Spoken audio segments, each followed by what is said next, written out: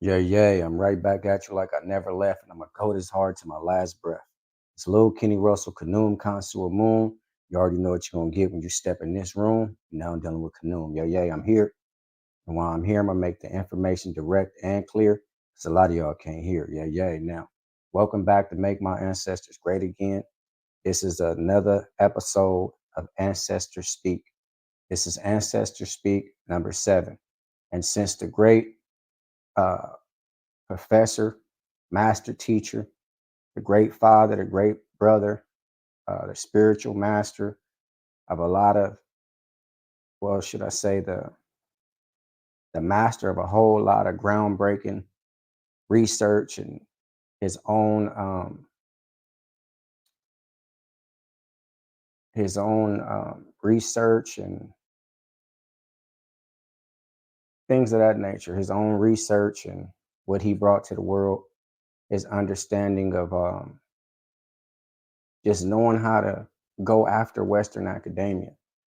I'm quite lost for words because we lost a giant, you know. So I thought it was only right to bring Walter Williams back for Ancestor Speak. Again, I'm still touched by it in a spiritual manner because, like I say, he was a spiritual father to me in terms of his scholarship, in terms of the way he do research. So I owe where I'm at today as far as knowledge.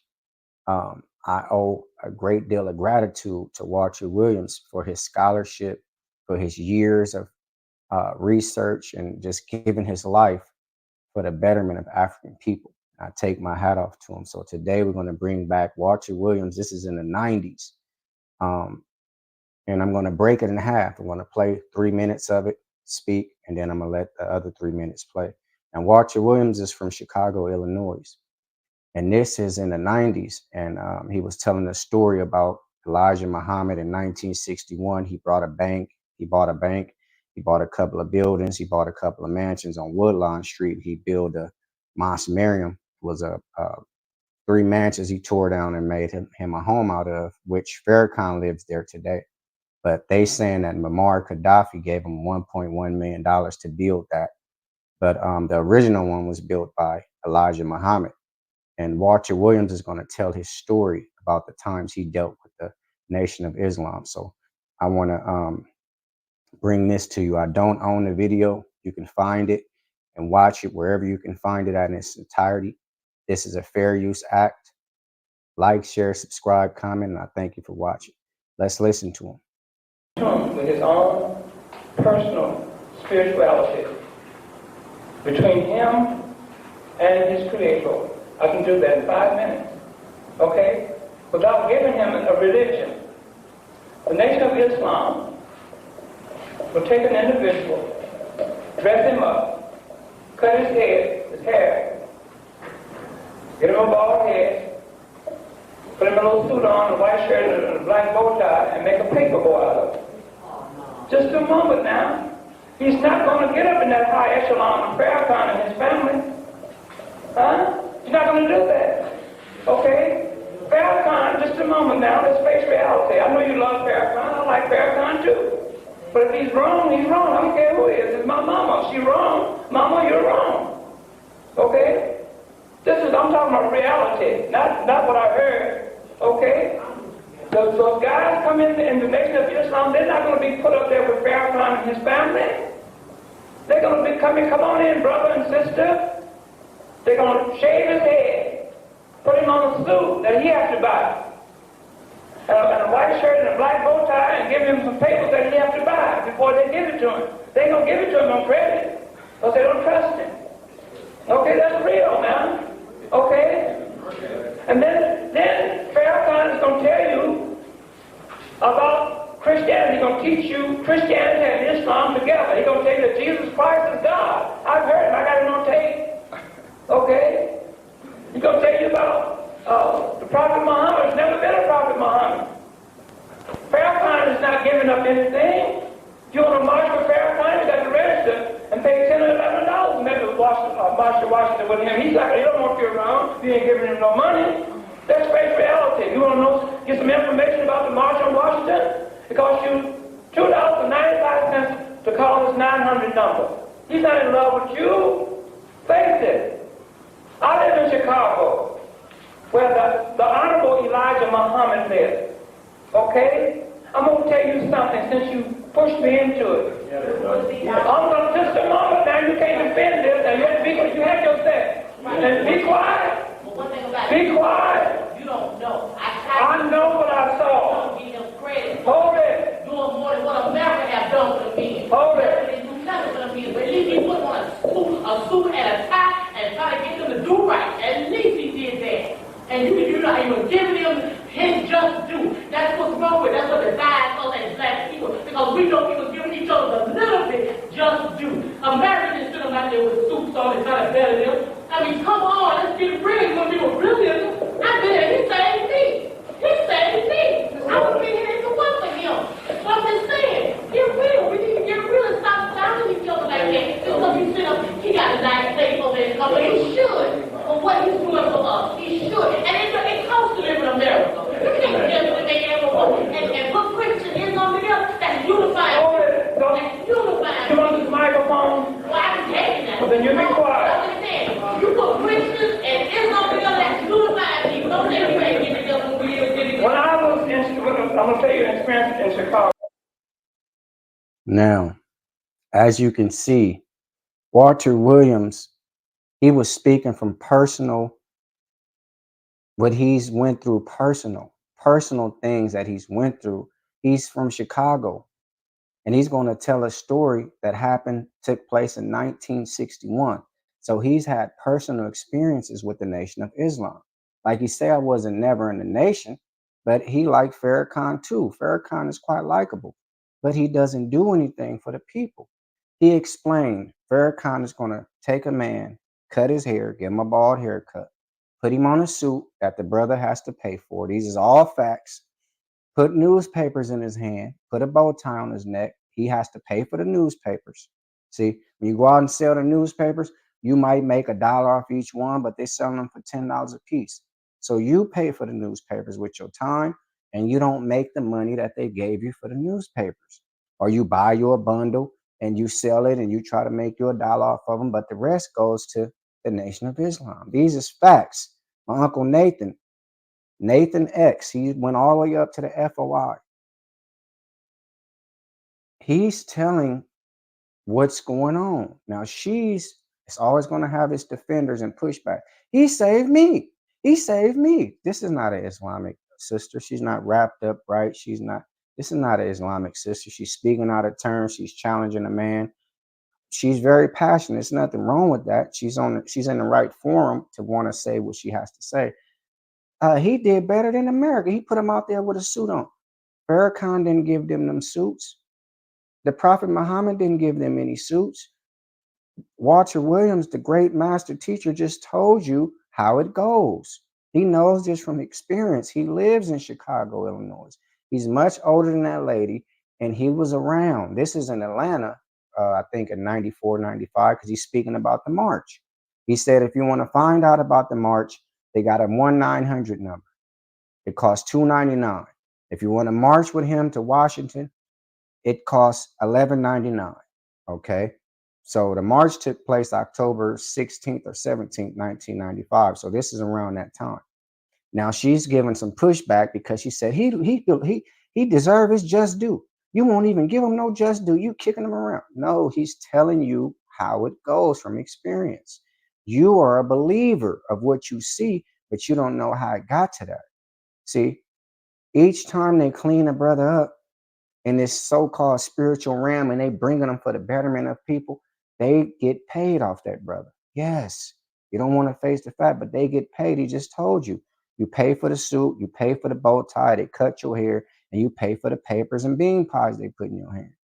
These is facts. So all that pushback talking about he deserve all that money and this and that, raping the people. If you clean me up, I have to pay you. No, not in the spiritual realm of God work. That's supposed to be free. Okay, so let's continue. He's going to conclude and tell the rest of the story, the rest of his story. That happened in 1961. The Honorable Elijah Muhammad put a newspaper out. I'm going to call a spade now. I don't care if you don't like it or not. I'm sorry. He put a newspaper out called Muhammad Speaks. In the back of that newspaper, he says, spend your money with your own kind. Is that correct? Right. He said the white man was the devil. Is that correct? Right. But in 1961, he bought a bank on 83rd and Cottage Grove called the Chesterfield Savings and Loan Association Bank. Right. He took that bank and transformed it into a restaurant. Now, I saw this with my own eyes. I didn't hear this, I didn't see it on TV, nor did I read it in the newspaper. I, at that time, was a painting contractor. I had a 16-man painting crew. And I went down there and knocked on the door. And two Muslim brothers opened the door for me. They said, yes, I gave them my business card. And I said, I want to see the contractor who's putting this restaurant in because I want to put a bid on painting. And he showed me the two white men. Okay? That same year, the Honorable Elijah Muhammad bought a building on the northeast corner of 79th and Champlain. He had a white man, the devil, from the suburbs to tear it down and put up new stores there, still there. Then, the Honorable Elijah Muhammad lived on 49th and Woodlawn, and he bought a mansion next door south, and he bought two other mansions across the street. He had all three torn down. He hired the devil, the white man, to put up new housing there and build himself a new home where Farrakhan lives today. The sod, the grass, put down on that property was put down by young white boys. Okay? That's deceiving us. Suppose I told you to marry nothing but women of our kind, and I'm marching here with a white woman.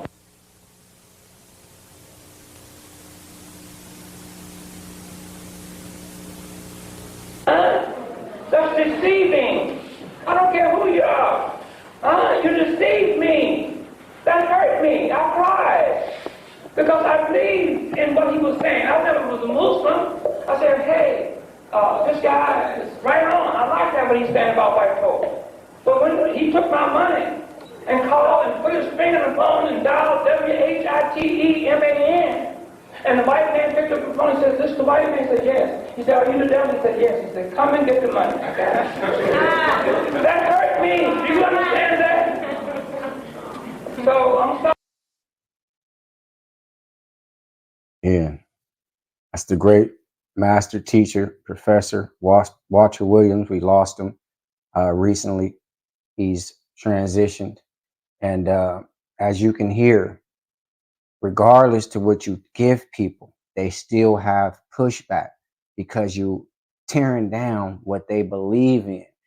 She's put Farrakhan and the Nation of Islam in a category as almost in a God type of, she look at them in a God light. They do more things for men than America and all this old stuff. But she doesn't understand. They capitalize off every parishioner. They capitalize off every congregant. Everybody that joined, they capitalize off of it. This is facts. In the 60s, it said that Elijah Muhammad had a net worth of 20 million. Where did he work? Nowhere. He amassed all that off his followers. Farrakhan today is worth $5 million. What does he do? Nothing. He used to be a musician. He didn't make no money playing no violin. Farrakhan capitalized off of taking money from the people. This is what all religious people do. I'm not jumping on the Nation of Islam. But the master teacher said it best. They put out propaganda. Muhammad speaks. Then in the back it say, spend your money with your own kind. But 3 times, and Walter Williams, he's seen this personally. In 60s, from 61 on to he died. Elijah Muhammad, and then Farrakhan took over. He live in Mas Miriam today. That's what he's speaking about. Mas Miriam. Elijah Muhammad had that built. And when he bought all the mansions, he had white men tear them down. The devil. They said the white man is the devil. That's their understanding. Hello, devil? Yes. You feel like working? You the devil, right, white man? Yes. Come get my money. That's how he concluded it. He went to go put in his bid for a painting contract. Hey, I want to paint this. Two white men was there. They was the contractors that this black group hired. The masters of so-called blackness. They said the white man is a devil. You heard the young lady, and he still is today. They don't see him as that. That's just propaganda they push to get more people in who supposedly want to be on the black power movement tip, like they doing something for the people, and they capitalize off each person that come in. They make money off of it. They don't believe that the white man is no devil when it's time to utilize him. Everything he did, Walter Williams seen it with his own eyes in Chicago, Illinois in the 60s. He hired and used the white man, the devil, that they said and proclaimed that the white man is the devil. The devil was the only person they trust to do the work. But the black men that they put suits on, newspapers, and bean pies in their hand, they go work for Farrakhan and Elijah Muhammad, and they bring in their money. They never have to leave their house. They have foot soldiers. Go make me my money. Just like a pimp. Like a pimp will send his woman. He can be somewhere playing PlayStation or looking at the news, and his woman is going out there to get his money. That's no more than what they do. Like, share, subscribe, comment, and I thank you for watching. It's Lil Kenny Russell, Kanoon, Consul Moon. You already know what you're going to get when you step in the room. You're now dealing with Kanoon. This is what I do, and I love to do it. And before I take back what I said, I add some more to it. I'm going to leave it like that. Walter Williams has spoken, the ancestors speak, and I don't give a damn who don't like it.